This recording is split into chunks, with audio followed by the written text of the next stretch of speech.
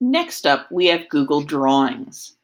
To get to Google Drawings, you're going to go to New on your Google Drive, go down to More, and choose Google Drawings. This will create a new drawing page for you. This has a lot of similar tools we've seen before. I'm going to start by giving it a name. And then once I've named it, as usual, I can star it or put it in a folder. My drawing tools are down here on the menu bar. I'm going to start with my text box tool, which you should be familiar with from slides. This lets me draw the text box and write some text in there.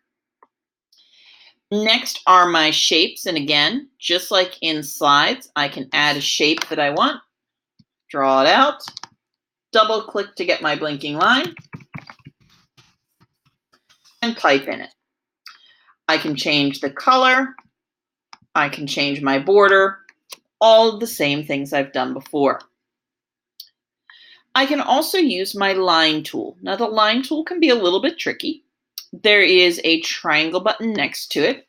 I can do a straight line, an arrow line, elbow or curved connectors, a curved line, a polyline, and a scribble. A regular line is just that. It lets me draw a straight line. And once I've created it, I can change the color. We'll make it purple. We'll make it fatter. And let's make it a dotted line instead.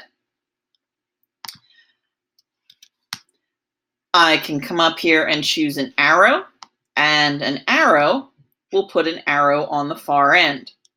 Same as before, change my color, my weight. Do I want a dashed line? What do I want the start of my line to look like? What do I want the end of my line to look like? And presto, I have an arrow. Elbow connectors. Make these lovely elbow shapes. As long as I hold the mouse down, I can adjust it. And just like before, I can come up and make changes to the way it starts, ends, colors, and all of those. Curve is the same as the elbow connector, except it has a curved line instead of the sharp angles. And then my curve tool, if I click and draw and then let go, each time I click, it adds another curve to it. And I can double click to end the curve. Polyline is where some people get into a little bit of trouble just because they don't know how it works. With polyline, you have to make a shape.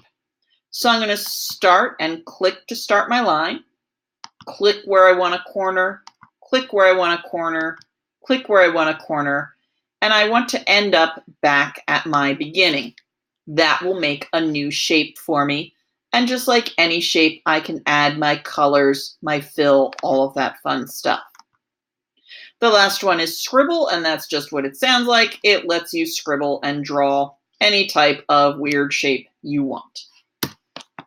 So I'm going to go back to my arrow here, get off of my lines, and I'm going to go ahead and select these to get rid of some of them, clear out my drawing a little bit. And now I have more work area now that I've gotten rid of some of those scribbles. On my insert menu, again, I can add a plain picture.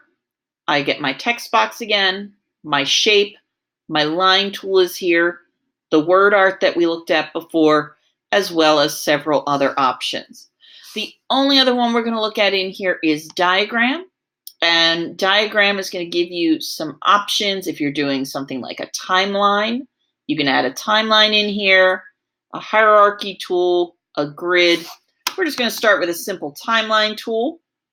And this gives me some ways it can look.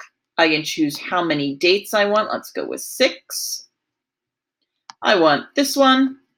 And now I have this timeline in here that I can go in, double click on, and edit any of the writing and numbers.